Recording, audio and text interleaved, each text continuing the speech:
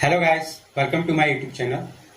आज की इस वीडियो में हम बात करने वाले हैं बीएचयू बीएससी मैथ में जो आप लोग का रिजल्ट आया है उसके मार्क्स और रैंक के बेसिस पर हम आपको ये बताएंगे कि आपके एडमिशन होने के चांसेस कितने हैं और आपका एडमिशन जो होगा वो रेगुलर होगा या पेड सीट पर होगा। इन सभी टॉपिक्स पर हम डिटेल में बात करेंगे और अपने ग्रुप के कुछ रैंकर्स जो हैं उनके बारे में भी हम इस वीडियो में चर्चा करेंगे। ठीक है, तो आइए चलिए वीडियो स्टार्ट करते हैं।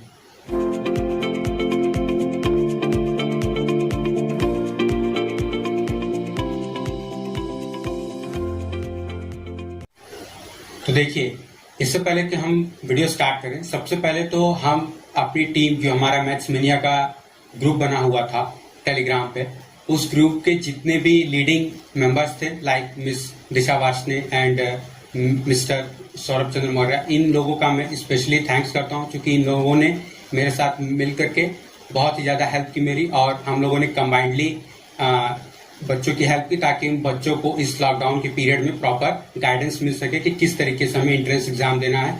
और बहुत हद तक बहुत ज्यादा बच्चों ने अच्छा परफॉर्मेंस दिया है और उन्हें बहुत से बच्चों के रैंक तो बहुत ही ज्यादा अच्छी है, जितना हम लोगों ने भी नहीं एक्सपेक्ट किया था उतना अच्छा हम लोगों ने दिया है परफॉर्मेंस।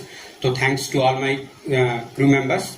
और जितने भी बच्चे हैं उन लोगों को भी मैं बोलना चाहूंगा कि देखिए, जिन बच्चों का हो गया है उनको कॉन्ग्रेचुलेशंस, और जिन बच्चों का नहीं हुआ है या उनको डाउट है, तो जिन लोगों का डाउट है उनको तो मैं ये बोलूंगा कि आप थोड़ा सा वेट करिए। जो भी अभी कट ऑफ जारी होगा, जो भी चीजें आएंगी उनके आने तक का वेट करिए आप, ठीक है। और जिन बच्चों का एकदम ऐसा है कि नहीं हो पाएगा तो उनके लिए मैं ये बोलूंगा कि गाइस निराश होने की कोई जरूरत नहीं है। आपके पास अभी भी चांसेस है, आपके पास अगले साल मोस्ट पॉसिबली हो सकता है कि मई तक ही आपका, जैसा कि हर साल एग्जाम होता है आपका मई में ही एग्जाम होगा, तो अगेन आपके पास चांस है, आपके पास 6-7-8 महीने हैं, आप अगेन तैयारी करिए और इस बार पूरी मेहनत पूरा जान लगा दीजिए कि आपका बीएचयू बीएससी मैथ का जो एंट्रेंस है वो क्लियर हो जाए, ठीक है। तो सबसे पहले तो हम कॉन्ग्रेचुलेशन देंगे। हमारे ग्रुप में एक लड़का है, उसका नाम है भास्कर, जिसने AIR 51 रैंक हासिल की है जनरल में और उसके मार्क्स जो है वो 304 हैं, यहाँ आपको शो हो रहा होगा बगल में, ठीक है। फिर उसके बाद हमारे ग्रुप में एक बच्चा, उसका नाम है रोहित आनंद, उसने भी 252 मार्क्स गेन किए हुए हैं। जनरल रैंक उसकी है 266। उसके बाद एक बच्चा है, उसका नाम है ऋतिक कुमार, उसके भी मार्क्स 244 है और उसकी जो जनरल रैंक है वो है 341। उसके बाद आपका एक बच्चा है अभय प्रताप सिंह, उसके मार्क्स हैं 216 और उसकी जनरल रैंक है 720। के बाद एक लड़का है अभय सिंह, उसके जो मार्क्स हैं वो है 193 और उसकी रैंक है जनरल में 1268। उसके बाद एक लड़का है अनमोल मिश्रा, उसके मार्क्स हैं 228 और उसकी जनरल रैंक है 532। उसके बाद कोई एक लड़का है नितिन नाम है उसका, उसके मार्क्स हैं 184 और उसकी जनरल रैंक है 1575। फिर उसके बाद एक बच्चा है आलोक कुमार साहू, उसके मार्क्स है 213 और उसकी जनरल रैंक है 779। उसके बाद एक बच्चा है मुकेश कुमार सूथर, उसके मार्क्स हैं 239 और उसकी जनरल रैंक है 386। उसके बाद कोई एक बच्चा है, उसका नाम नहीं दिया हुआ है उसने, उसके मार्क्स हैं 204 और उसका जो जनरल रैंक है वो है 988। एक बच्चा है अभिषेक विश्वकर्मा, उसके मार्क्स हैं 194 और उसकी जो जनरल रैंक है वो 1245 है, ठीक है।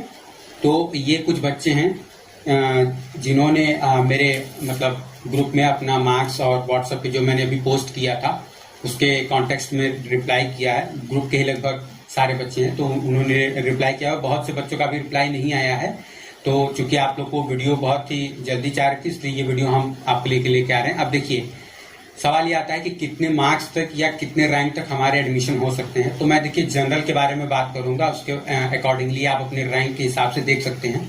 और मैंने आपको ये भी बताया हुआ है एक वीडियो में कि किस केस में हमारे जो रिजर्व कैटेगरी के स्टूडेंट हैं वो जनरल में आ जाते हैं। वो वीडियो आप यहाँ पर आई टैब पर आ रहा होगा, वहां से जाकर के देख सकते हैं। वहां मैंने आपको बताया हुआ कि अगर कोई भी बच्चा जो कि अगर जनरल होता तो भी वो फॉर्म भरता और एग्जाम देता, और अगर उसकी मार्क्स किसी भी जनरल मेरिट वाले से ज्यादा हैं, ठीक है, अगर जनरल कोई बच्चा और उसका एडमिशन हो गया है, जिस भी रिजर्व कैंडिडेट के मार्क्स उससे ज्यादा हैं और वो उन सारे क्राइटेरिया को फॉलो कर रहा है जो कि जनरल के केस में होता, तो उस बच्चे को रिजर्व कैटेगरी में न रख करके जनरल कैटेगरी में रखा जाता है और उसका एडमिशन जनरल कैटेगरी के तौर पर होता है। ये बीएचयू की पॉलिसी, आप जाकर के उसको जो यूईटी का बुलेटिन है वहां से जाकर के देख सकते हैं। उसमें साफ साफ मेंशन किया हुआ है कि कोई भी बच्चा अगर वो रिजर्व वाले ग्रुप से आता है और अगर उसकी मेरिट जनरल वाले से अच्छी है, ठीक है, तो उस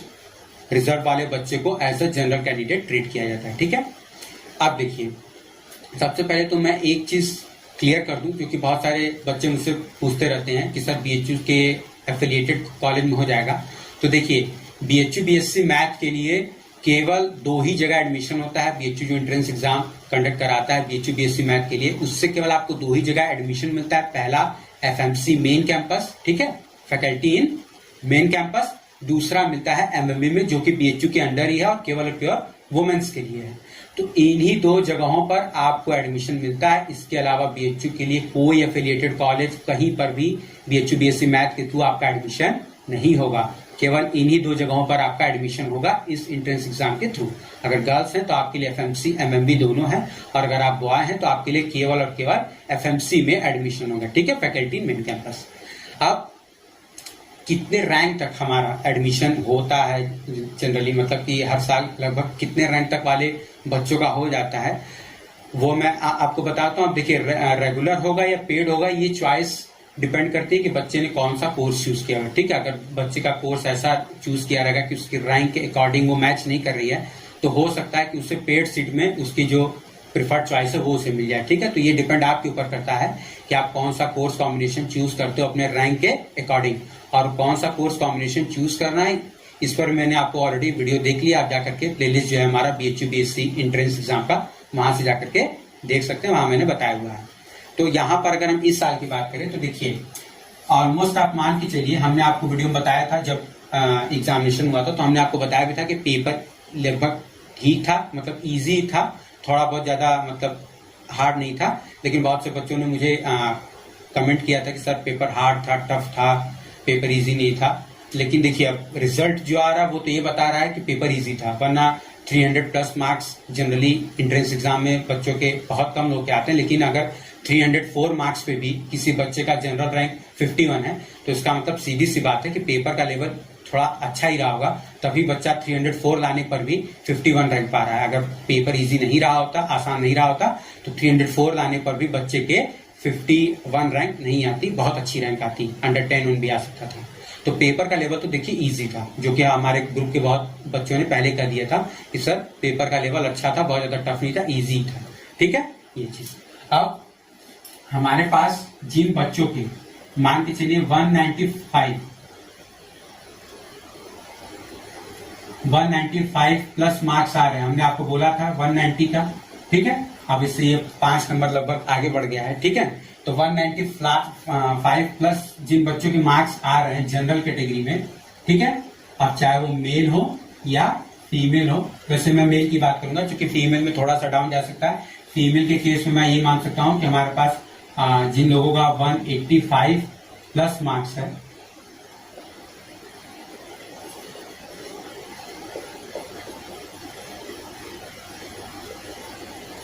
उन लोगों के आपके चांसेस बनते हैं कि एडमिशन हो जाएगा। अब ये बात ध्यान रखिए कि बहुत से बच्चे पूछते हैं कि पेड सीट में सर हो सकता है, मेरा कम मार्क्स आते हैं, तो डायरेक्टली पूछते हैं कि सर पेड सीट में हो सकता है। तो देखिए, पेड सीट की जो मेरिट होती है वो सभी कैटेगरी के लिए एक होती है। पहली चीज, उसमें कोई भी जनरल SC ST OBC नहीं होता है, उसमें सभी कैटेगरी वाले एक लाइन में आते हैं, क्योंकि वो ऑलरेडी एक रिजर्वेशन है।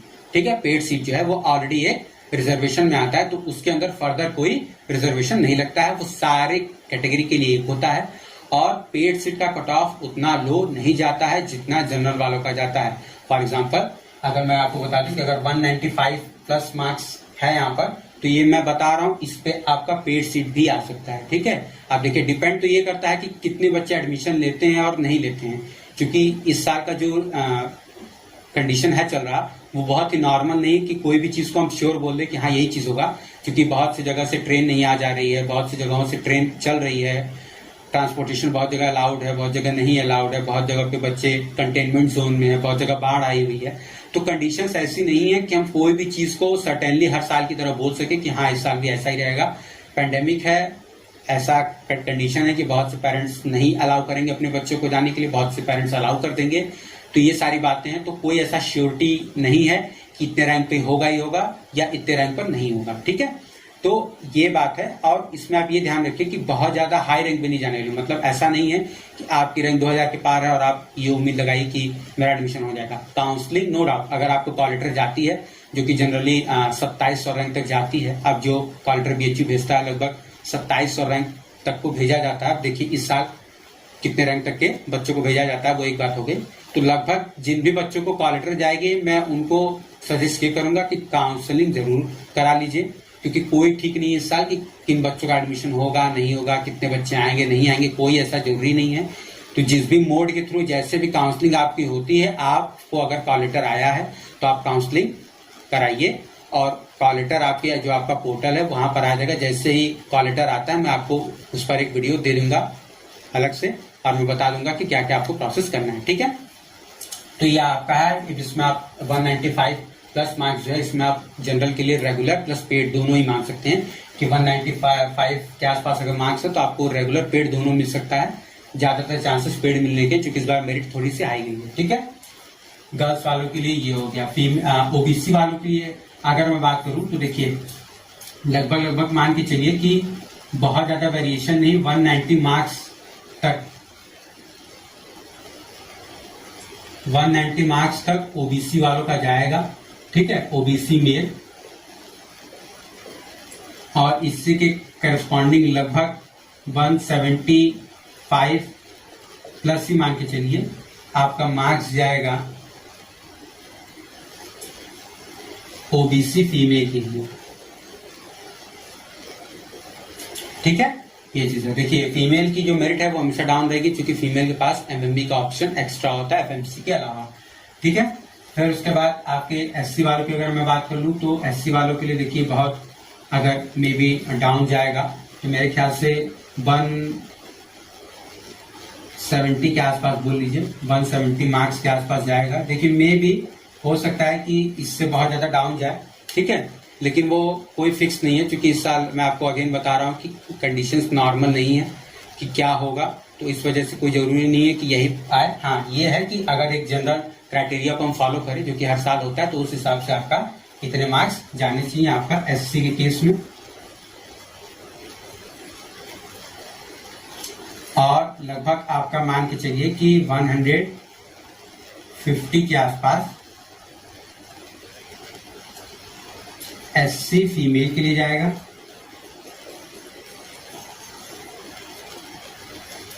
और उसके बाद आपका लगभग 150 प्लस मार्क्स ST मेल के लिए भी जा सकता है,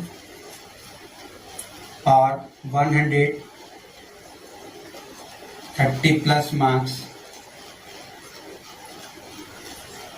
ST फीमेल के लिए जा सकते हैं।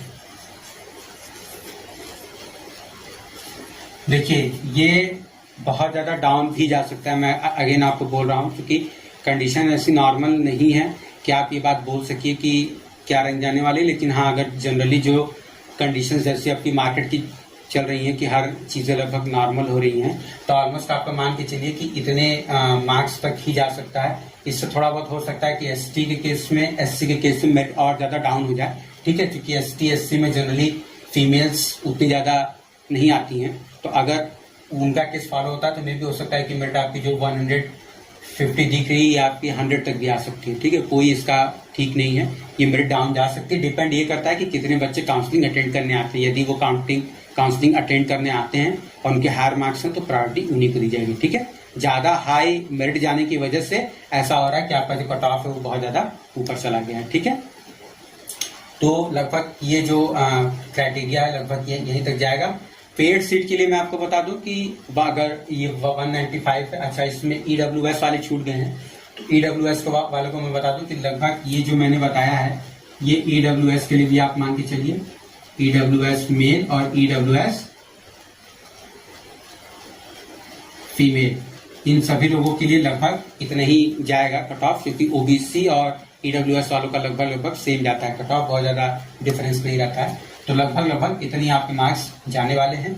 अब इसके बाद क्या होगा कि जो भी काउंसलिंग प्रोसीजर होगा वो डिपेंड करता है कि मतलब आपकी प्रेजेंट की जो कंडीशन है, जिस टाइम आपकी काउंसलिंग कराई जाएगी उस समय पर गवर्नमेंट ऑफ इंडिया या जो काउंसलिंग बॉडी है वो क्या फैसला लेती है। वो काउंसलिंग वेन्यू आपको बीएचयू बुलाती है या ऑनलाइन काउंसलिंग वो करवाती है, जो भी तरीका वो अपनाएगी उस पर ज्यादातर केसेस में ये डिपेंड होगा कि आपकी मेरिट कितनी जाती है। अगर काउंसलिंग ऑनलाइन होगा तो हो सकता है कि बहुत से बच्चे काउंसलिंग ही ना अटेंड कर पाए, या हो सकता है कि अगर काउंसलिंग ऑफलाइन होगी तो हो सकता है कि बहुत से बच्चे दूर ही ना आए अपने घर से, पेरेंट्स ही ना करें अलाउ, ठीक है, उतना दूर जाने के लिए काउंसलिंग के लिए।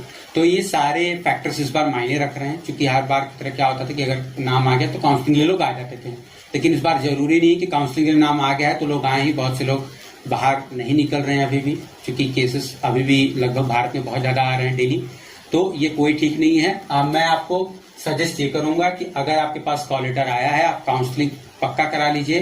कोई ठीक नहीं है कि मेरिट कहाँ तक जाएगी, लेकिन हाँ ये है कि मेरिट बहुत ज्यादा दूर नहीं भागने वाली, ठीक है। मतलब ऐसा भी नहीं कि आपको 2500 रैंक आ गया और आपके दिमाग में रहेगा कि हाँ हो सकता है एडमिशन। काउंसलिंग आप करा लीजिए, लेकिन बहुत ना के बराबर चांसेस है कि वहां पर आपकी एडमिशन आपका हो पाए, लेकिन काउंसलिंग करा लीजिए क्योंकि वो फ्री ऑफ कॉस्ट होता है, आपका कुछ जाता नहीं है, ठीक है।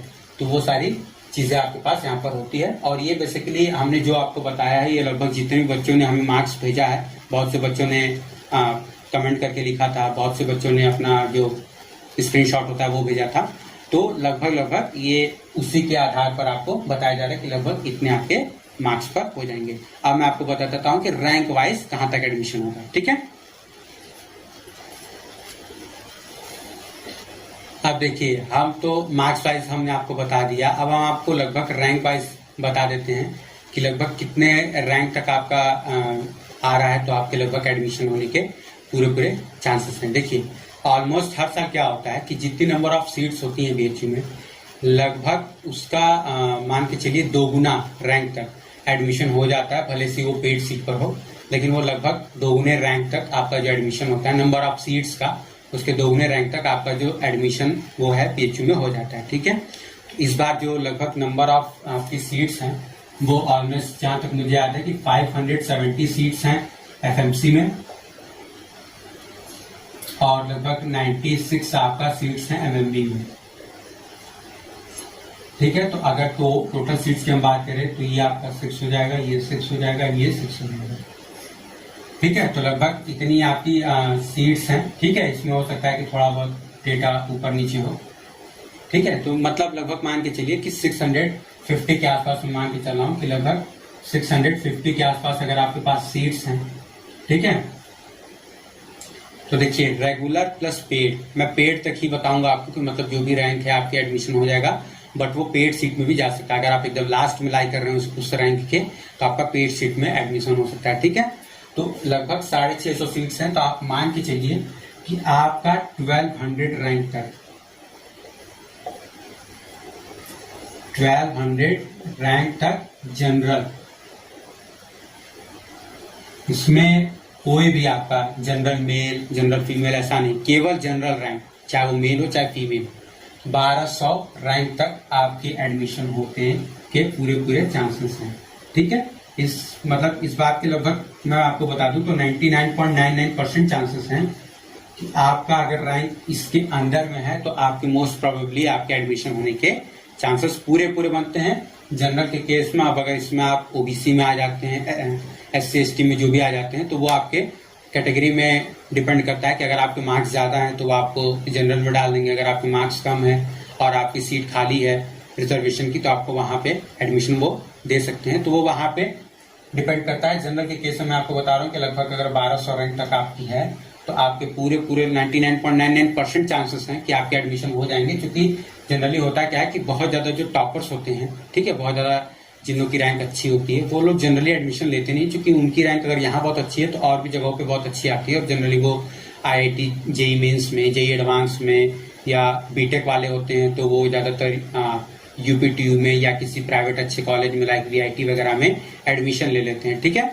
तो इसलिए क्या होता है कि रेगुलर रैंक वाले बच्चे नहीं लेते हैं, बहुत से बाद रैंकिंग से काउंसलिंग स्टार्ट होती है। जैसे एक एग्जांपल मैं आपको बता दूं कि एक साल जो काउंसलिंग स्टार्ट हुई थी बीएचयू में वो 28th रैंक से स्टार्ट हुई थी, मतलब कि 1 रैंक से लेकर के 27th रैंक तक कोई बच्चा आया ही नहीं था।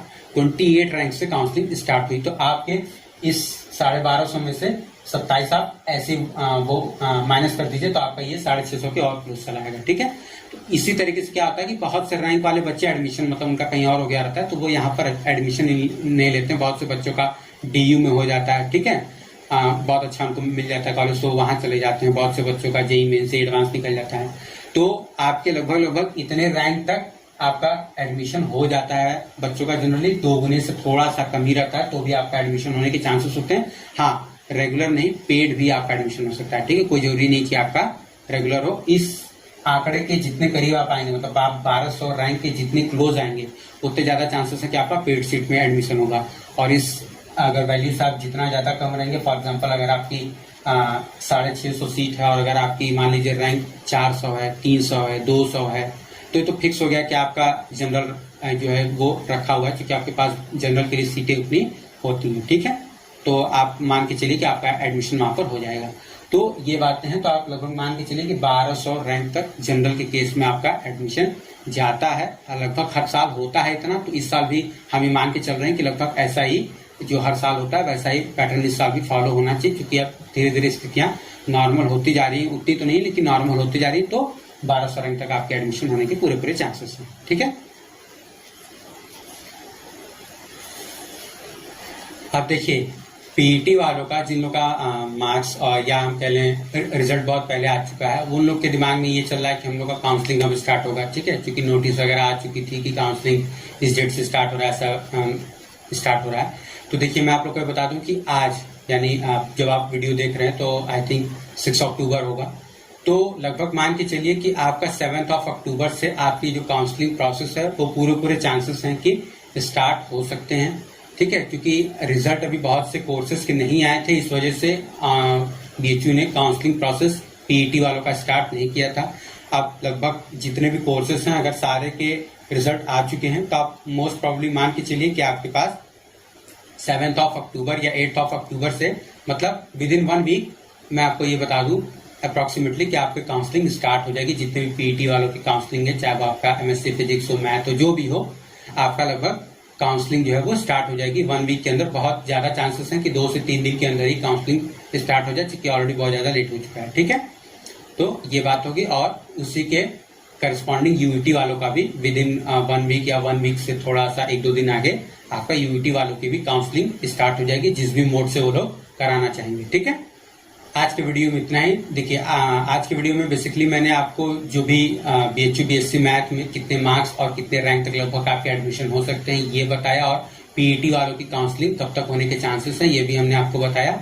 और जिन बच्चों का नहीं हुआ उनके लिए भी मैंने आपको बताया कि आप ज्यादा उदास होने की जरूरत नहीं है। आपके पास अभी भी चांस है कि आप 2021 में आप अगेन मई में जो आपका एग्जाम होगा आप उसको दे सकते हैं और बीएचयू बीएससी मैथ का एंट्रेंस क्रैक कर सकते हैं।